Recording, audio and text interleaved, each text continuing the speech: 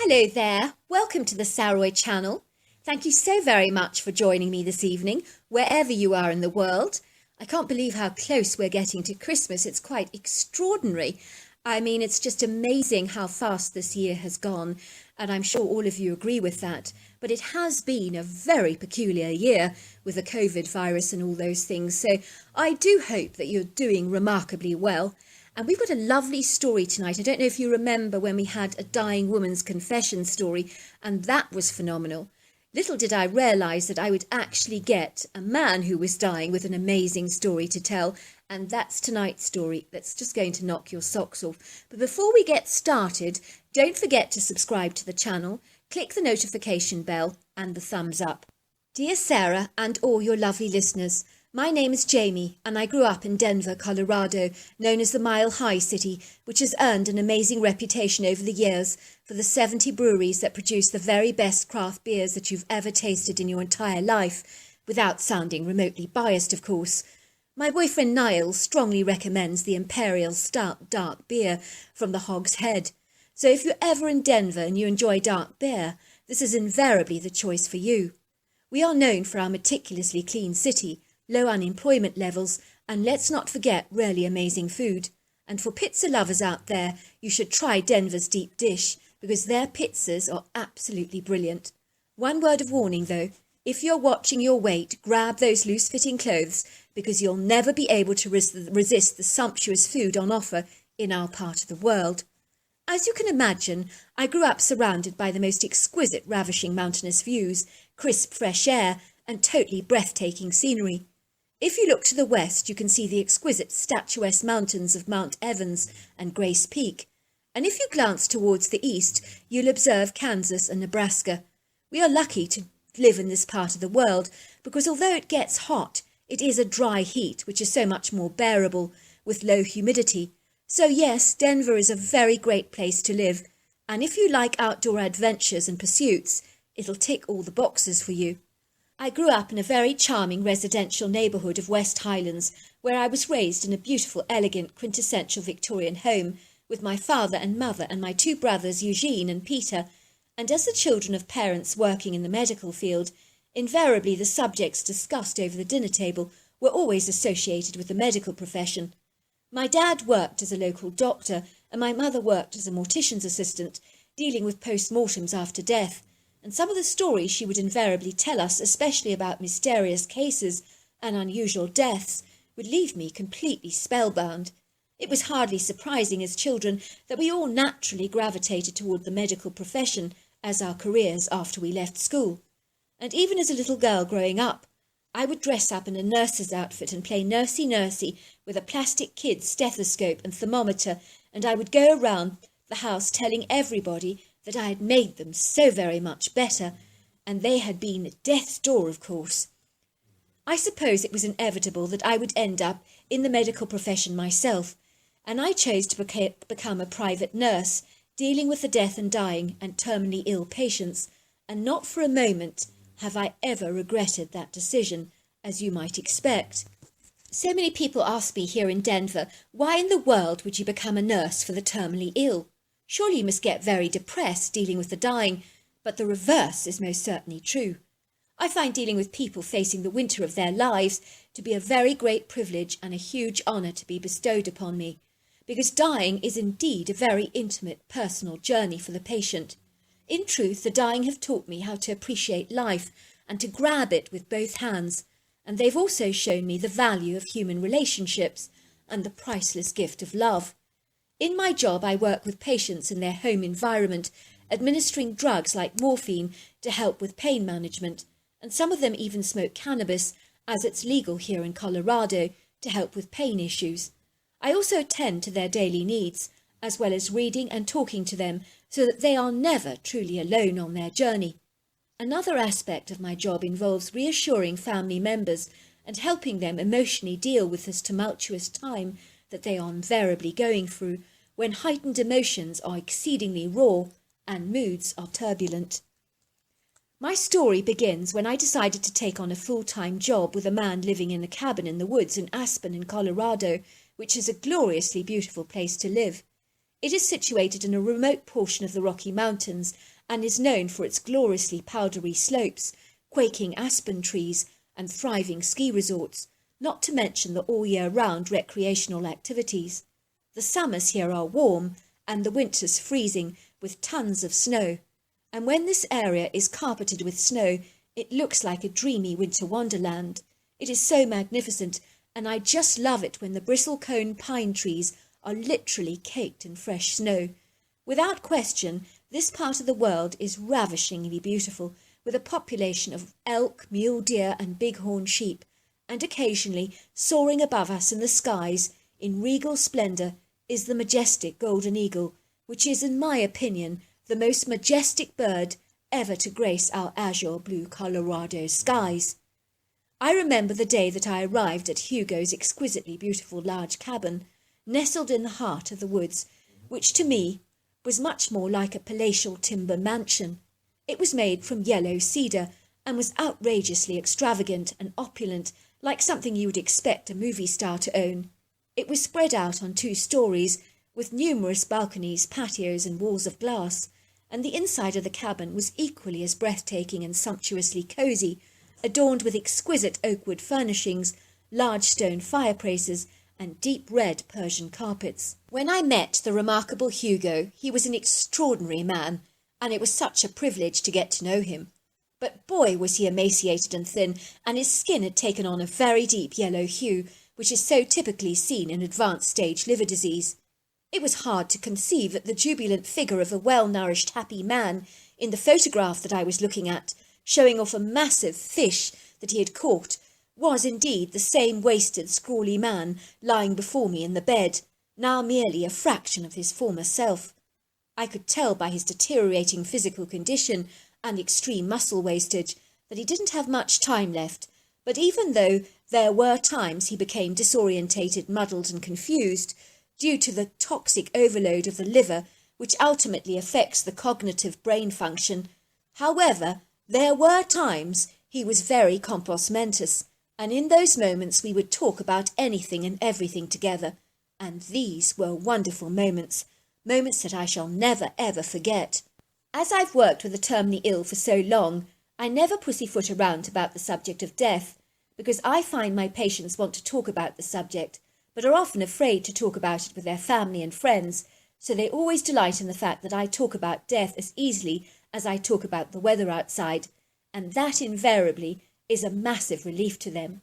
In my experience, many families don't want to talk about death and dying to their loved ones, which becomes like the proverbial boomerang in the room that everyone chooses to ignore.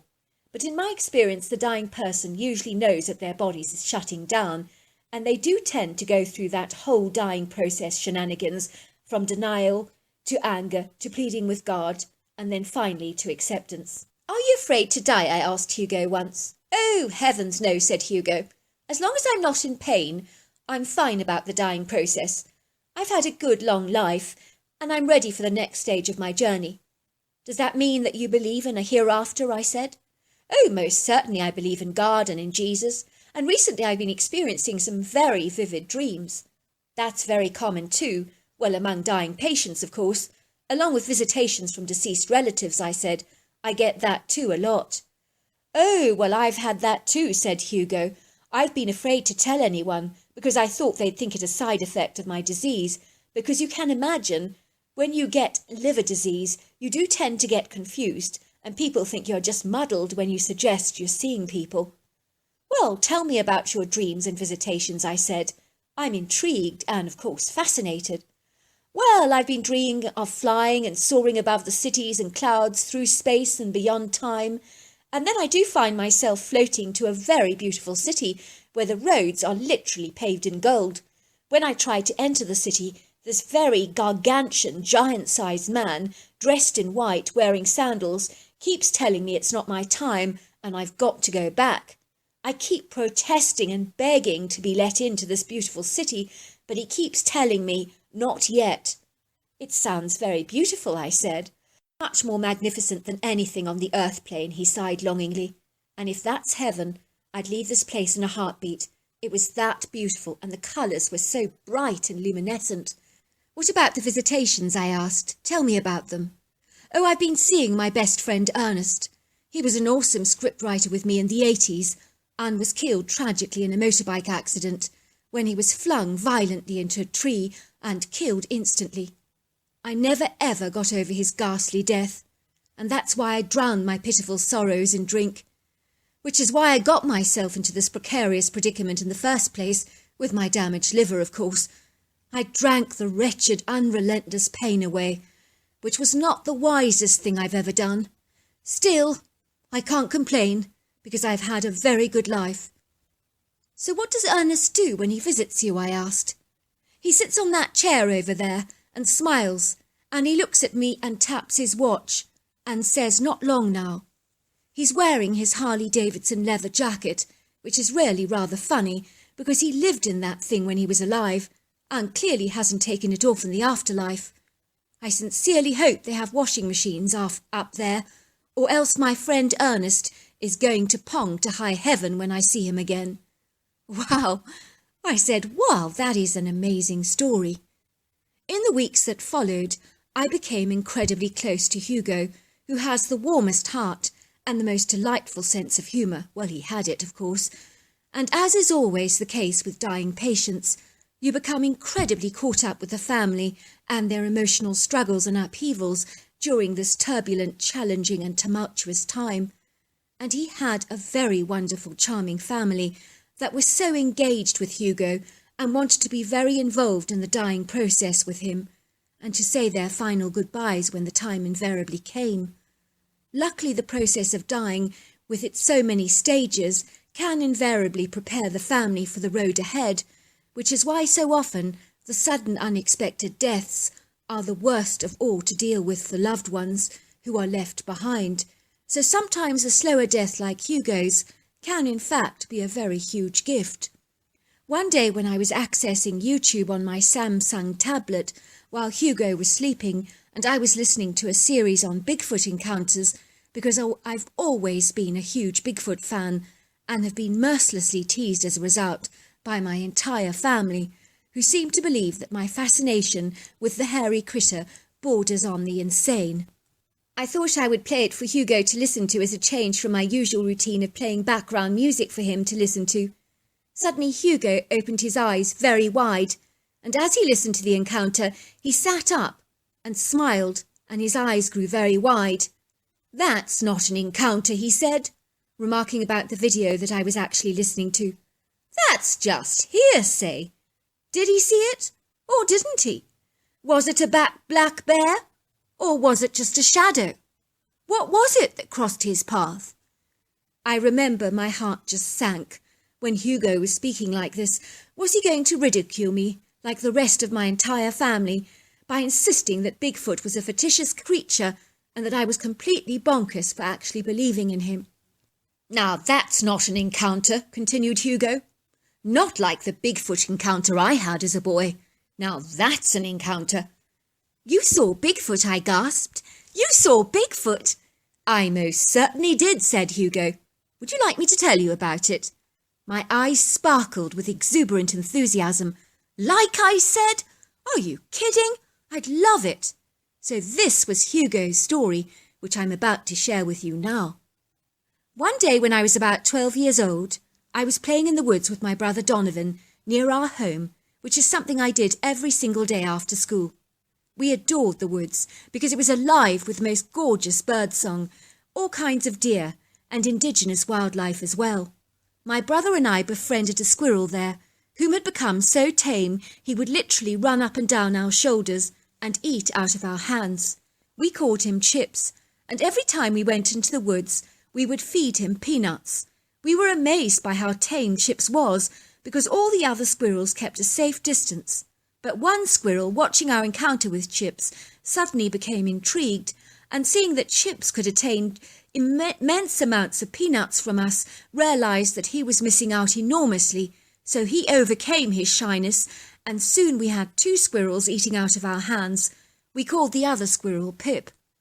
One day as we were feeding the squirrels, we heard this thunderous noise, an amazing commotion, and it really seemed like something very big, like an army tank, was speeding through the woods at one heck of a speed.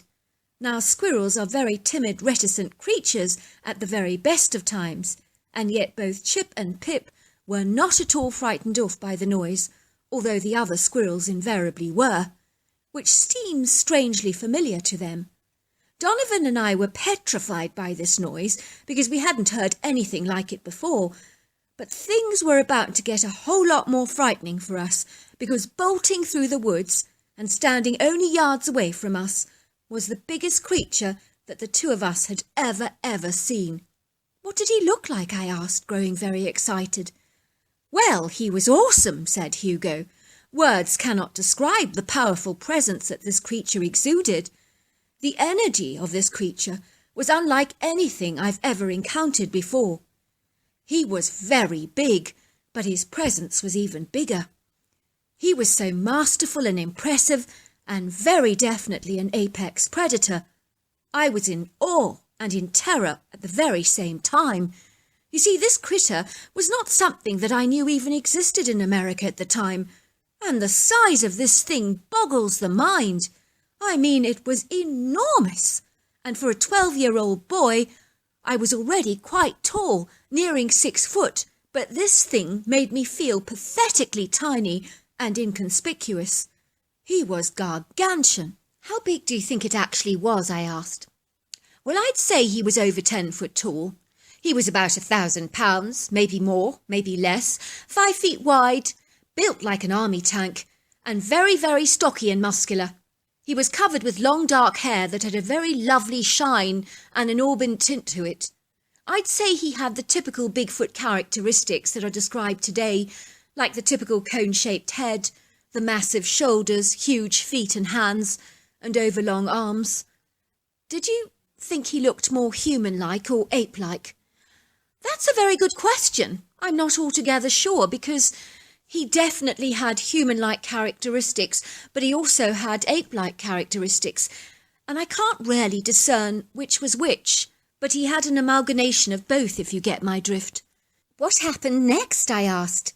The critter looked very shocked to see us, and when I say shocked, I mean it looked very shocked, as if his cover had finally been blown. He wasn't happy to be spotted by us at all. I sensed that at once. He stood there just goggling at us in a stupefied silence, and for a moment between all of us there was just this long silence. And then a very peculiar thing happened that broke the silence. Chip literally went racing over from us to the big critter and dashed up his body like a great big tree trunk and started nibbling at the Bigfoot's mouth. The Bigfoot immediately popped an acorn in its mouth, sticking it out like a large tongue so that Chip could nibble away at it, and that is exactly what it did. And I realised in horror that the critter was the very reason that Chip was so tame, and it had the magic touch, had absolutely nothing to do with us, as I'd vainly so falsely believed. You see, Chip and this critter were really, really bonded, much more so than with us. I could see that all too clearly now. It was incredible. But aren't Bigfoot supposed to eat squirrels? I said. Well, I'm sure they do, but it would seem that Chip had an extraordinary relationship with the critter, which I guess would make him the exception to the rule, unless, of course, the Bigfoot chose not to eat squirrels altogether. Did the Bigfoot not mind that you were actually watching him feed Chip?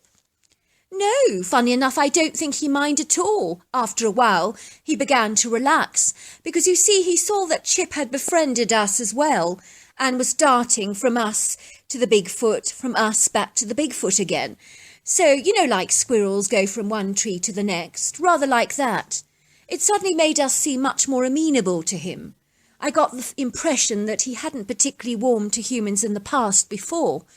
Well, maybe one of his family members had had a bad experience with a hunter, I suggested. Good thought, said Hugo. I hadn't thought of that. Anyway, my brother Jonathan stepped forward to hand the Bigfoot some peanuts to feed Chip. But the Bigfoot snatched the peanuts and poured them down his throat and ate the whole lot.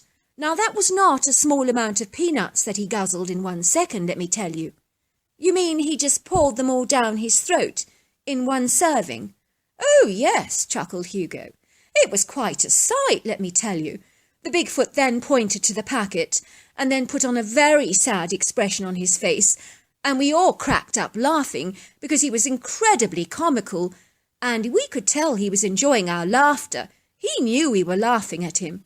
After that, he would pull all kinds of contorted expressions for us that were so hysterical that my brother and I were always wetting ourselves. My mother was thinking that we had a serious problem with bladder control, because invariably we would return home with saturated pants, laughing ourselves senseless because that critter was hilariously funny. And when my mother would ask us what was wrong with us, we would be reminded of the critter's hilarious expressions, and we would laugh all the more, and we just couldn't stop. I remember hearing my mother tell my dad that she was extremely worried about our pant-wetting problem that was happening on a daily basis, and she thought we had a serious physical problem with our bladder. My father told her that there were bigger things to worry about than the state of our bladders. For a long time we'd meet up with the squirrel and the Bigfoot, because now the Bigfoot knew we were bringing him peanuts. He was always around, and also he enjoyed the audience that we gave him when we laughed at him so much. He was so comical and so funny, and I just think the relationship with all of us just grew. We all became very fond of each other. We gave him chips and bags of grapes and, peanuts all the time, and it was fantastic. I remember my mother complaining bitterly about the peanuts we were buying and telling us that we might be feeding the entire squirrel population at this rate. She did tend to be a little bit on the tight side in those days. Did you tell your mother about the Bigfoot? Oh, not on your Nelly, are you kidding? My mother was a no-nonsense math teacher. She'd never have believed us in the first place. It took her months to believe us that we were actually hand-feeding squirrels in the woods. She said it was impossible to tame them. Did you tell anybody else about the Bigfoot? No, I know it's strange, but when you meet a critter like that, you really don't want to tell anybody about it. Not only because you might be ridiculed, but because the experience was really rather magical and very special and deeply intimate and personal. I suppose in truth it was something I just didn't want to share with anyone. But you're sharing it with me now. Well, it seems a dreadful waste to die without leaving behind my story for somebody else to enjoy. What happened next? I asked. Unfortunately, when I was 15, I was sent to boarding school. Our parents moved closer to the school so we could come home for the odd weekend. So we never saw Chip, Pip or the Bigfoot we chose to call Bobbin ever again. And believe it or not, he grew to know his name. Now that's an encounter, my dear. Not all this nonsense about black shadows crossing your path. That's hardly an encounter. Wow, it most certainly is an encounter. Thank you so much, Hugo, for sharing it with me. Within a week of hearing about Hugo's extraordinary Bigfoot encounter, he died peacefully in his sleep, surrounded by his family and friends on the 15th of July 2002 at about 4:30 p.m. The day before he died, he did actually tell me that his best friend Ernest had appeared to him and was tapping his watch extra quickly. He told me that he got the very strong impression that he meant that he would be going very, very soon. All these years later, I think of Hugo with so much love, and his Bigfoot encounter quite literally knocked my socks off, and I hope it will do the same for your listeners. Well, I just want to say that certainly knocked my socks off, and I know it will have knocked the socks off of all my listeners listening, and we feel very privileged that Hugo was willing to share that story with you and pass it on to us, because no doubt anybody who's going to listen is really going to appreciate this story. What an incredible encounter. Thank you so very much. Until next time, goodbye and good night.